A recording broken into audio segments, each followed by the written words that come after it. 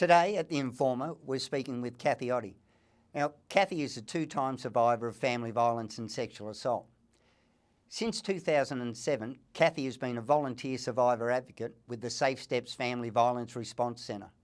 She has also appeared before the 2015 Victorian Royal Commission into Family Violence. Cathy's testimony resulted in two of the final 227 recommendations. One of them, which led to the review of the Victim of Crimes Assistance Act, which was tabled to Victorian Parliament in 2018.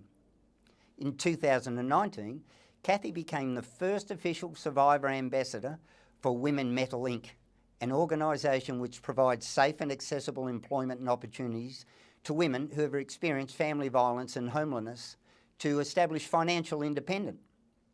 Recently, Cathy joined Victorian Legal Aid's Specialist Family Violence Court Project, which is a steering committee as violence family lived experience consultant. Cathy is passionately committed to the healing and recovery and financial wellbeing of victim survivors of domestic and family violence. And Cathy is here today to discuss her campaign to change the process for victim survivors of rape and sexual assault by a stranger. Now, Cathy, this is a timely subject given a formal review process is now underway by the Victorian Law Reform Commission about improving the responses of the justice system to sexual offences. Absolutely. So in terms of what led me to commence this campaign was as a direct result of my lived experience of being raped by a stranger, but also in context of what we've been seeing reported very much throughout the earlier stages of this year with the high-profile cases of Brittany Higgins and a number of others that we've seen. And last year I commenced an appointment with the Victims of Crime Consultative Committee as one of the victim representatives. So over the last year, I've been learning about the different aspects of the justice system and the victim experience of what type of supports that you should be expecting to receive along the way. And it made me really question my lived experience of engaging with these systems and feeling incredibly failed because what happened in my situation was in 2005. I'd just come out of about 2 years prior a long-term family violence relationship with a seriously violent and abusive partner. And about a week after that finally ended, he started stalking me and that stalking continued for 10 years. However, it was, as I was saying, about 2 years post when that had ended, we're in the midst of him stalking me quite seriously, that on this particular day in 2005, I'd received so many messages, harassing phone calls. At this point, to be honest, I wasn't feeling any confidence in making contact with the police because of prior experiences I'd had, which hadn't resulted in him being held accountable, particularly the time he'd held me hostage at gunpoint. So this day, despite I'd endured all this stuff and I was being harassed, the person I actually turned to was my older brother and said, can you just contact him? Because I'm just so over this and I just want to get on with my life. And at that point, my brother got back to me and says, do you realise that he's moved around the corner from your house? And I said, no, I didn't know that, but that'll explain the type of messages I've been getting, like your lights are off, where are you? And the fact that things like my clothes were being cut up on my clothesline and a number of other really awful things that were going on. So this day, these things have been going on and I am just being bombarded by contact by him. My plan on that day was to go out and have a special birthday evening with my cousin to celebrate her birthday.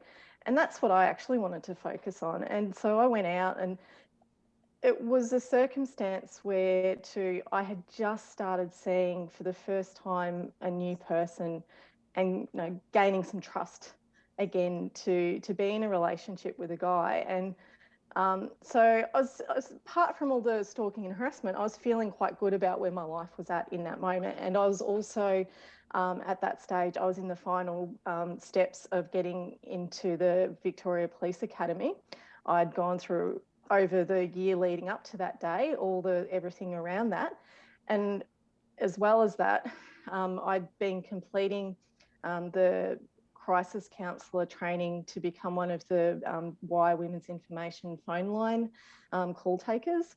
And so that night went out, and at the point where I normally would have got the homing beacon saying I want to get in the taxi and go home, I remember going to the bar where this man that I was seeing was working, and he was closing up. So he couldn't leave with me and come back to my place to give me safety. But there were some people there who were backpackers, and they were watching the soccer. And I'd done a lot of travel around overseas as a backpacker myself. So I didn't get any instant sense of feeling of danger. Like, my feeling of danger was about what was going on with my ex-partner and what he was subjecting me to at that point. So here I am, having had a big night out, had a few drinks in me, not feeling like my sense of judgment about being able to go home to my front door and being able to stand up for myself, that I could do that if he was there. So I recall vividly sitting on the bus stop of the corner of Queen Street and Lonsdale Street, just outside the bar, thinking all I want to do is go home, but I can't because he might kill me. So it was in this situation that led to the person who I was seeing at the time actually said to these group of 3 backpackers, males, can you make sure she gets safely into a taxi? And they were having that conversation with me. I said, well, actually, I don't want to do that right now. I need to feel like I'm a bit more in control of my senses. And they said, well, you can walk with us. We're going to this other bar if you'd like to. And yet again, they didn't seem like any different to any other backpackers I'd hung out with over the years. So I said, yeah, sure thing, I'll walk with you. I knew the bar they were going to. We got there, and along the way, my ex was still calling. I even put him on the phone to these guys so they could tell him where to go. Get to the bar, it's shut. They then said, look, we're heading back to our apartment near South Bank. You're welcome to come and hang out there for a bit till you feel safe to go home. And I said, okay, because on the balance of everything happening at that moment, that seemed like the safer option. And I was very much in my mind at the time, I'm not having anything further to drink. Got there and they handed me a bottle of a Corona. I think I took like 1 sip out of it. At this stage, I'm sobering up.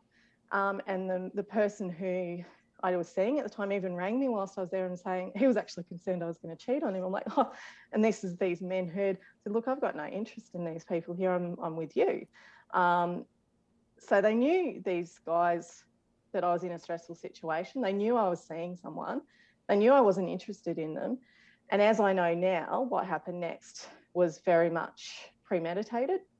So 2 of the men exited the space, and it left one of the individuals who didn't actually live there, but he was staying there because he was leaving the country next day, was what he told me. So my recollection was I was sober, I was becoming more alert, planning not to stay for a long period of time. And then all of a sudden, my next recollection is that it's dark and all my clothes are getting removed from this individual. And when I come to and I'm saying, no, don't do this, please stop, he's then grabbed me and pushed me into this room, and I managed to somehow scoop up my things, and my phone messaging went off, and I went to grab my phone and he's like, no, you're not going to need that. And then what happened. And the next morning when I left, I didn't actually know exactly where I was. So I used his phone to call the taxi. And when I got home, the first instinct for me was, I need to see the police. But in the crazy mixed up headspace that I was in, it wasn't about talking about what had just happened to me, because I couldn't even comprehend and process. It was just too traumatic at that moment. I went up to Brunswick Police Station and said to them, I wanted to start an intervention order process against my ex-partner because of the level of harassment I'm getting in context of a background of abuse here. And at that point, to be honest, given where things are at around police response to family violence, it wasn't the best. I was just told, you just need to go out to the courts and they'll assist you. And in that moment, it just seemed like too much work and I didn't do anything. it wasn't until the Tuesday after this Saturday night, I hadn't told anyone, and I was going into the training program for this wire crisis line phone volunteer role. And it ironically was the week where the Centre Against Sexual Assault, the CASA workers, were coming in to provide training to us. And honestly, I have to say, of all the places I could have ended up having a disclosure, because quite often these things come out when you're least planning it, to have it come out in a context of being in a women's centre with the sexual assault experts in that supportive space. I reflect on that and feel really grateful that that's where it came out for me, because I was at that point still very much in a lot of physical pain because of the injuries that this rapist had perpetrated against me. So the next thing was I went up to the hospital and to see the actual CASA counsellor, which used to be located right next to the Royal Women's Hospital.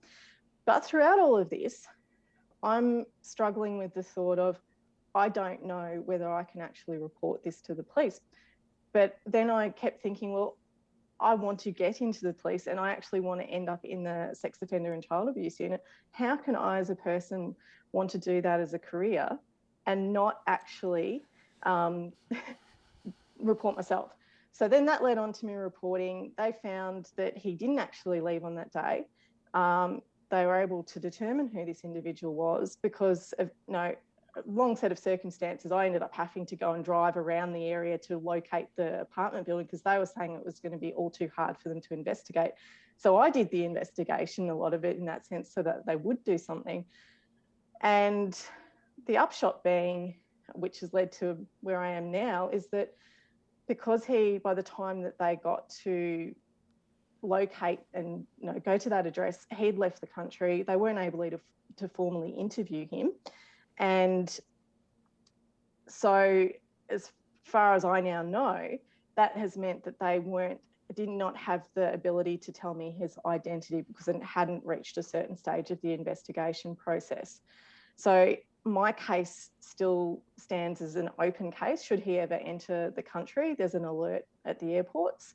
However, that doesn't change the fact that this is a continual trauma for me, because what it feels like after all these years of not knowing this identity is it's become like I can recall the Celtic football top he was wearing and a cap. I can't recall what he looked like. I obviously don't know his name, but it's like this ogre looming in my head that has got more power in my mind than it should have.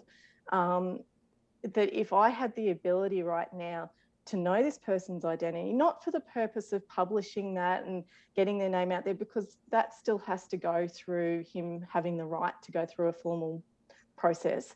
But so I could have the ability to have the agency to go and block him from my social media accounts, because I am quite active online because of my advocacy work.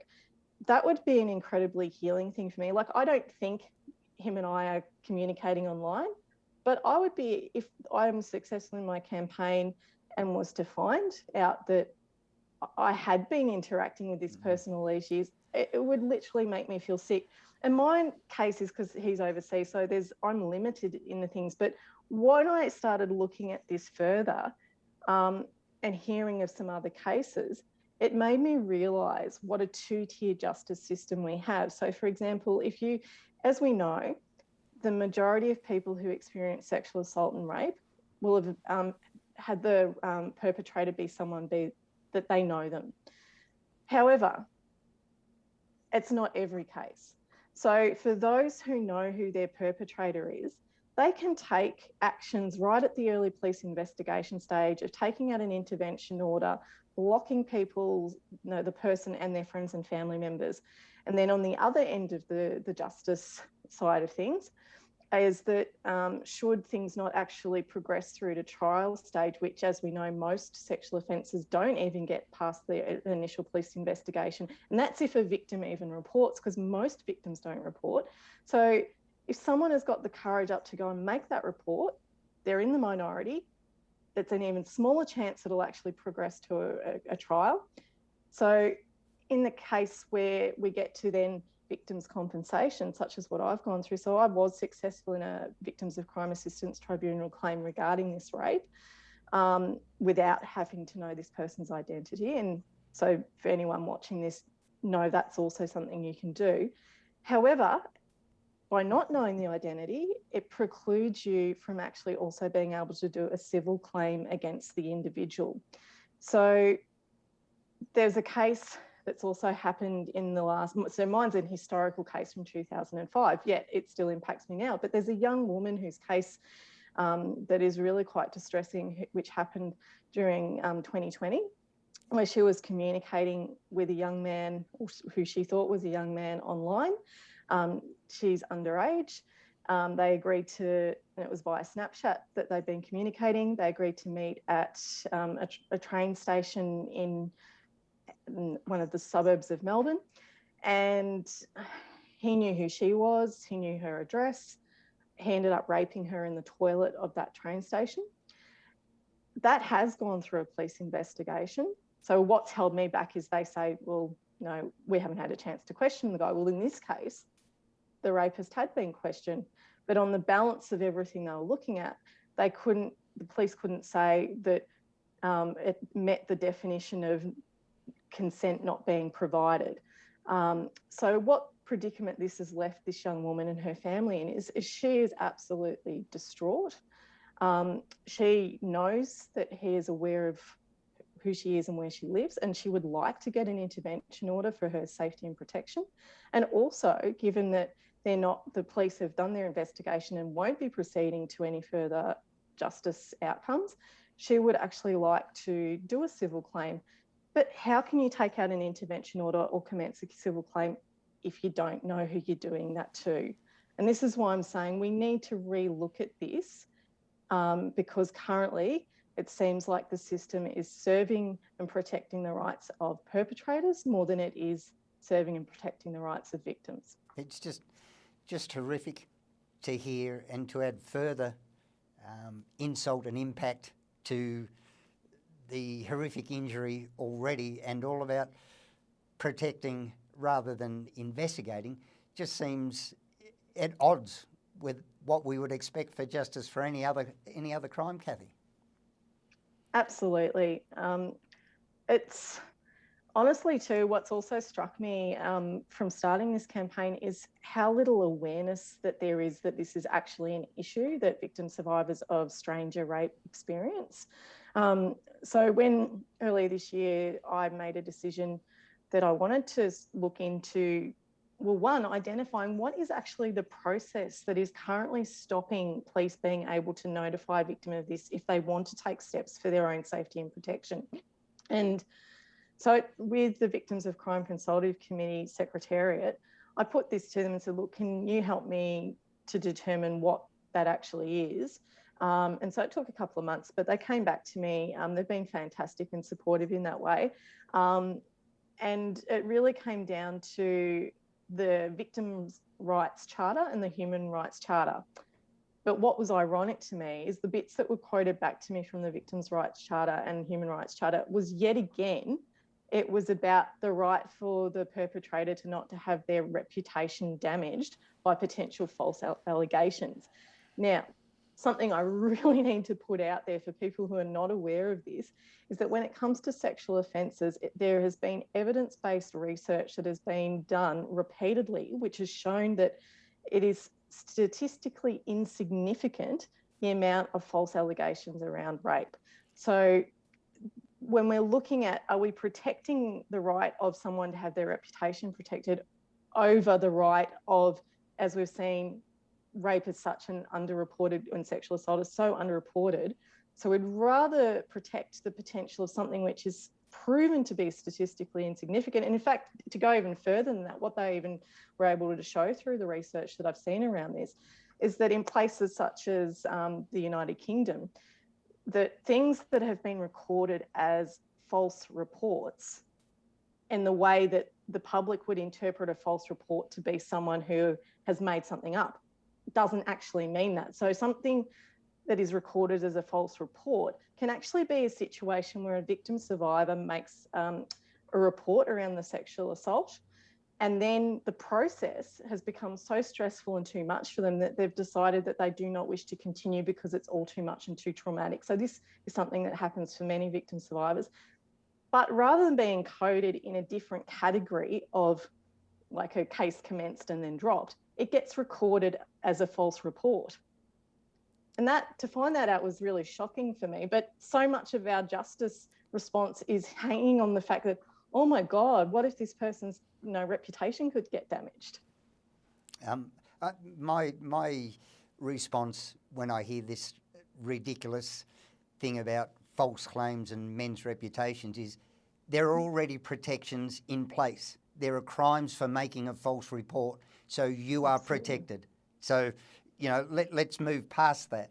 So, it's just ridiculous, and I hate to use such a flippant term, it's an urban myth, in my opinion, that, men have no protection and we're at risk and we're at potential victims of, some maniacal, manipulative woman that would risk her reputation does as much, if not more damage, and the hesitancy to come forward with it is a sad indictment on the whole system. As I've said many times before, I worked as a bouncer and a doorman for 20 years.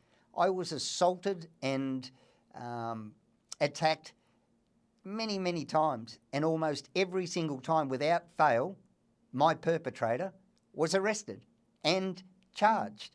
And yet I know so many women personally that have been attacked and haven't gone forward with it because of the problems with their system, and ones who have gone forward with it and have been unsuccessful. So there really needs to be something changed with the whole system for this specific thing, because when it comes down to he said, she said, the reason why it's, to me, and you'll be the one to tell me whether I'm right, the reason why it's not the stranger in the street is because that seems a lot easier to prove, whereas somebody known to you in a place that is known to you, that's so hard to prove. It's nearly an encouragement for a perpetrator. My chances of getting away with this are a lot greater because, I was meant to be here. I knew her. That whole consent thing. So what needs to change, Cathy? Well, honestly, for me, it really needs to change right from that initial police investigation stage, because for people to have the confidence to actually report, which, as I've discussed earlier, that there is already a low level of confidence in coming forward. But I honestly think, and this is why I'm so determined to push forward with my campaign, is that if victim survivors knew in advance that if they went to the police, that they could potentially spend the rest of their life not having the right to know who has violated them in the worst possible way. However, the perpetrator has a right to knowledge of your identity because you've made an accusation. The police know their identity. Various parts of the justice system will know their identity. The perpetrator's friends and family will invariably get to know who you are because of the rapist saying this accusation has been made. So all these people have a right to information, but the person who's been caused the most harm is the person excluded from that. And that just seems fundamentally wrong to me. And as I said, it's not about putting these men's names out there and ruining the reputation before they've had a chance to go through a formal trial process and to have a formal investigation process happen. It's about saying that victim survivors have a right to protect their safety and well-being and have a right to have equity of access to the same justice outcomes and options that people who know the identity of their offender. And honestly, I don't see how this can, in this current situation, align with the Victims' Charter when it's so blatantly actually affecting the rights of the victim. It really is, as you say, a two-tier system. So different protections whether you know the offender or not. And I can't imagine what the level of anxiety must be like, knowing that you've been attacked and yet you don't know who this attacker is. So your options as far as, restraining orders or apprehended violence orders aren't there. When they are, should you just know his name, whether there's any claim proved or not?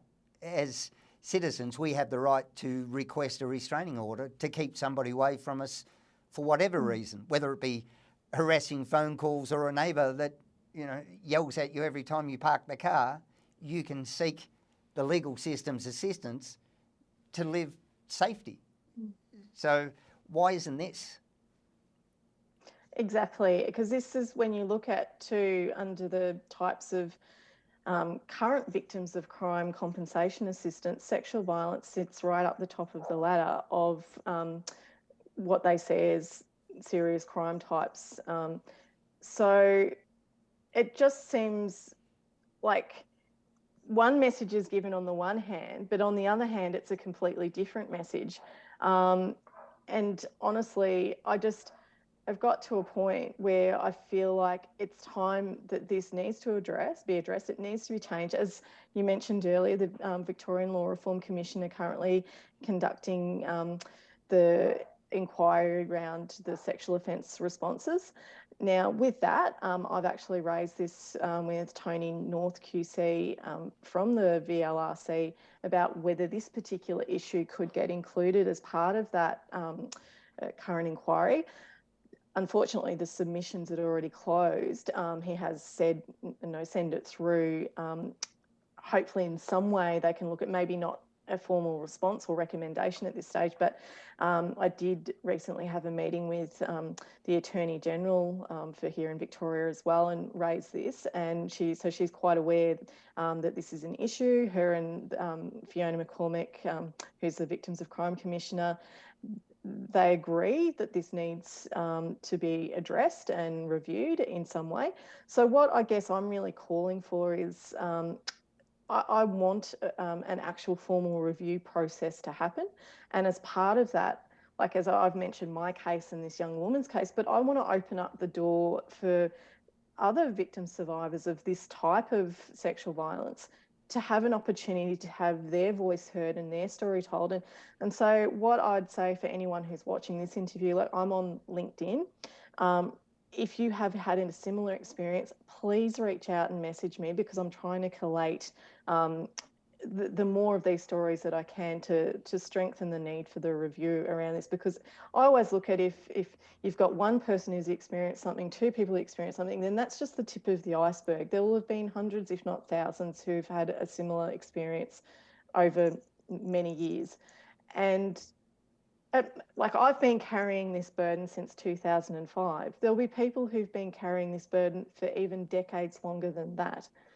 And honestly, why should we have to continue bearing this burden of having this ogre in our mind, not knowing who it is, not being able to take any control or have any agency over things that we can do to protect ourselves, when if the police have identified key suspects as part of their initial investigation process, regardless of whether the investigation has proceeded on to anything else, then there needs to be the right for victims to be made aware of that person, even if that person doesn't actually get found guilty of anything. Because getting found guilty of something in a sexual offence related way is just, it's the minority of experience. So few victim survivors get to actually see their perpetrator held to account. Yeah. All of these reviews, they keep happening and they keep happening, and we've had the March for Women, and it looks like we're on the precipice of some real change, but things just don't seem to be getting any better. The awareness is definitely up. How do we stop this becoming a talk fest, Cathy? How do we really drive some needed and real reform and change? Well, honestly, to get real reform and change around this particular issue is that it would have to go through a formal review process. something that has actually got to be at a legislative level. So it would need to go through the Victorian State Parliament. And look, honestly, it seems to me also ridiculous as a side point that things to do with family violence and sexual assault should be the laws around them decided on a state-based level. These things should be federal-based laws. We shouldn't have to have different things and different outcomes or expectations that victim survivors have regardless of which state that they're in. So, but as it stands right now, I want to start with here in Victoria. And I think if this is an issue here in Victoria, then it's very likely it's an issue in other states.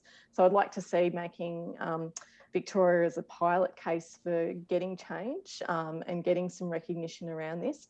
But in the meantime, I guess because this sexual offences inquiry that's happening and where recommendations will be made back to government, it may, as I said, not be that this can be included in that, but on the back of that, this will open the door, hopefully, for this to be looked at in more depth at that level. But in advance of that happening, as I said, I just really would like to put it out there to anyone who knows someone who's been impacted by stranger rape or anything like that. Please either get in touch with the Informer team and they can pass something on to me, or reach out to me directly, because there is strength in numbers. And as we know, when one person speaks out, it then hopefully gives the courage for other people to speak out, and then we become a movement for change. Great.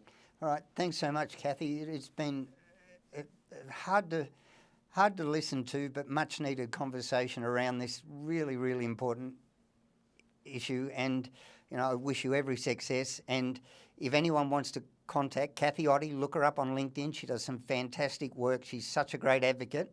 Or get in touch with us here at the Informer and we'll pass on your details. Thanks for coming, Cathy. Thank you, Michael.